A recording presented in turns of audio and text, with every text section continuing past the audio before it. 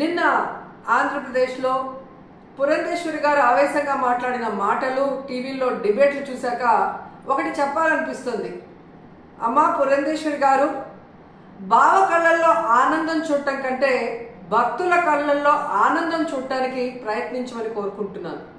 ఎందుకంటే ఈరోజు కూటమి ప్రభుత్వానికి చెందిన లాయరు సుప్రీంకోర్టులో కోర్టు అడిగిన ఏ ఒక్క దానికి కూడా సమాధానం చెప్పలేకపోవటం వల్లే సుప్రీంకోర్టు ఇంత సెన్సిటివ్ అయిన విషయాన్ని సీఎంగా ఉండి ఎటువంటి ఆధారాలు లేకుండా ఎలా మాట్లాడతారు అంటే, సీఎం ఏదైనా మాట్లాడచ్చు, ప్రజల చేత గెలిపించబడిన వాళ్ళు మాట్లాడకూడదా అని మీరు మాట్లాడటం నిజంగా చాలా సిగ్గుచేటు. ఎందుకంటే ఈరోజు మీరు చంద్రబాబు నాయుడు, లోకేష్, పవన్ కళ్యాణ్ ఎలాగైతే రోడ్ల మీద ప్రెస్ మీట్లు పెట్టి మాట్లాడుతున్నారో అవే మాటలు ఎందుకు మీరు కోర్టులో మాట్లాడలేకపోయారు? సో ఈరోజు ప్రజలు గమనిస్తూ ఉన్నారు. ఎటువంటి ఆధారాలు లేకుండా లడ్డూలో టెస్ట్ చేయలేదని మీ లాయర్ చెప్పిన తర్వాత, ఎటువంటి ఇన్వెస్టిగేషన్ జరగకుండా చంద్రబాబు నాయుడు పవిత్రమైన తిరుమల లడ్డూ మీద అంత పెద్ద నింద వేసి మరి మత కల్లోలాలు సృష్టించే పరిస్థితి వచ్చినప్పుడు సుప్రీంకోర్టు అడగటంలో ఏం తప్పు ఉందని నేను అడుగుతున్నాను. ఈరోజు మీరు బీజేపీ రాష్ట్ర అధ్యక్షురాలా ఆంధ్రప్రదేశ్కి, లేక తెలుగుదేశం పార్టీ రాష్ట్ర అధ్యక్షురాలా, ఎవరికి అర్థం కాని పరిస్థితికి వచ్చింది. ఎందుకంటే బావ కళ్ళల్లో ఆనందం చూడటం కోసం బావ చేసే తప్పుల్ని వెనకేసుకొస్తున్నట్టు ఉంది. కానీ ఈరోజు 140 కోట్ల హిందువుల మనోభావాలను దెబ్బతీసే చంద్రబాబు నాయుడు స్టేట్మెంట్ ని సరిదిద్ది అందరికీ ఊరట కలిగించాల్సిన బాధ్యత బీజేపీలో ఉన్న రాష్ట్ర అధ్యక్షురాలుగా మీకు ఉంది అన్న విషయాన్ని తెలుసుకొని, మరి పైన బీజేపీ పెద్దలు ఎవరైతే ఉన్నారో ప్రధానమంత్రి గారికి కానీ, అలాగే సుప్రీంకోర్టులో మీ లాయర్తో మరి ఇన్వెస్టిగేషన్ కి రెడీ కమ్మని చెప్పండి. మరి నిజాలు తేల్చి తప్పు చేస్తుంటే తప్పు చేసిన వాళ్ళని శిక్షించండి, లేదంటే తప్పుడు మాటలు మాట్లాడిన వాళ్ళని శిక్షించమని మీరు కోరాలని కూడా డిమాండ్ చేస్తున్నాం. ఎందుకంటే ఈరోజు ఒక తిరుపతి అమ్మాయిగా తిరుపతి మీద ఇంత అప్రతిష్ట తెచ్చే విధంగా చంద్రబాబు నాయుడు ఒక ముఖ్యమైన సీఎం పోస్ట్ లో ఉండి ఎటువంటి ఆధారాలు లేకుండా, ఎటువంటి టెస్టులు చేయకుండా మాట్లాడటం కరెక్ట్ కాదని కూడా ఈ సందర్భంగా తెలియజేసుకుంటున్నాం. అలాగే పవన్ కళ్యాణ్ గారు, ఇది సినిమా షూటింగ్ కాదు. రోజుకొక వేషాన్ని వేసుకొని రోజుకొక మాట మాట్లాడుతూ ఈరోజు అందరి మనోభావాల్ని దెబ్బతీయడానికి మీకు అధికారం లేదని కూడా ఈ సందర్భంగా తెలియజేసుకుంటున్నా.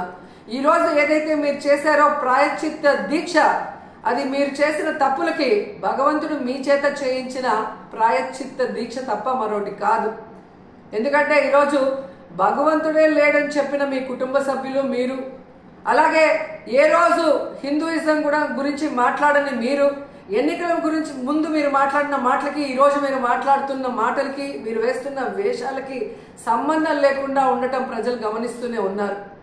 సో ఇప్పటికైనా జగన్మోహన్ రెడ్డి గారిని టార్గెట్ చేయాలి, కార్నర్ చేయాలనుకోను, లేదా బీజేపీ రేపు ఆంధ్రప్రదేశ్లో ఎంటర్ అయితే మన పరిస్థితి ఏంటి అని చంద్రబాబు నాయుడు చేస్తున్న ఈ డ్రామాలో మీరు కూడా పాలు పంచుకుంటున్నారో ఏంటో కానీ ఎవరికి అర్థం కావట్లేదు.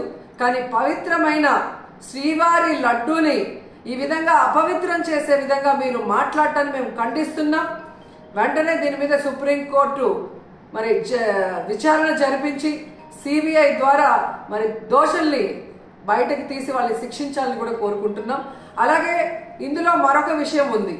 ఏదైతే టీటీడీ ఈఓకి ఈ టీటీడీలో జరిగే ప్రతిదానికి సంబంధం ఉంటుంది. ఆయన ఈఓ అయిన తర్వాత వచ్చిన ట్యాంకర్లలో మరి బాగున్న ట్యాంకర్ని లోపలికి పంపించి అన్లోడ్ చేశాం. ఏవైతే వెజిటబుల్ ఫ్యాట్, వనస్పతి ఉంది అని చెప్పి వాటిని రిజెక్ట్ చేసి వాడకుండా బయటికి పంపించామని చెప్పిన ఈఓ గారు 2 నెలల తర్వాత సెప్టెంబర్లో చంద్రబాబు నాయుడు మరి ఏ విధంగా అయితే ఎనిమల్ ఫ్యాట్ కలిసి ఉందని అబద్ధం చెప్పిన తర్వాత కలిసిందేమో అని మాట్లాడటం గమనించి ఆ ఈఓని ఆ పదవి నుంచి పక్కకి తప్పించి అతనికి కూడా నోటీసులు ఇచ్చి విచారించాలి. అలాగే ఎవరైతే పర్చేసింగ్ కమిటీలో ఉన్నారో మరి ఇవన్నీ చూసుకోవాల్సిన బాధ్యత వాళ్ళకుంది. ఆ కమిటీలో ఉన్న వాళ్ళందరికీ కూడా నోటీసులు ఇచ్చి విచారించాల్సిన అవసరం ఉంది.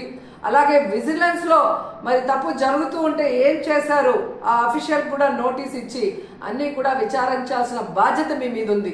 ఎందుకంటే ఈరోజు చంద్రబాబు నాయుడు, పవన్ కళ్యాణ్ అపోజిషన్లో లేరు. అపోజిషన్లో ఉండి మాట్లాడింటే ఓకే అని చెప్పి ఎవరైనా కూడా మీ మాటలు నమ్మే అవకాశం ఉంటుంది. కానీ ఈరోజు మీరు అధికారంలో ఉండి విచారించాల్సిన అధికారం మీ చేతిలో పెట్టుకొని ఈరోజు ఆధారాలు సేకరించాల్సిన బాధ్యత మీ దగ్గర ఉండి కూడా అవేవి చేయకుండా కేవలం జగన్మోహన్ రెడ్డి గారి మీద నిందలు వేయాలి, వైఎస్ఆర్సీపీ అనేది లేకుండా చేయాలి అన్న ఒక కాన్సెప్ట్తో మీరు ముందుకు వెళ్ళటం వల్లే ఈరోజు అది బ్యాక్ ఫైర్ అయ్యి మీరు చెప్తున్న అబద్ధాలు ప్రజలందరూ కూడా గమనించే పరిస్థితి వచ్చిందని కూడా ఈ సందర్భంగా తెలియజేసుకుంటున్నాం.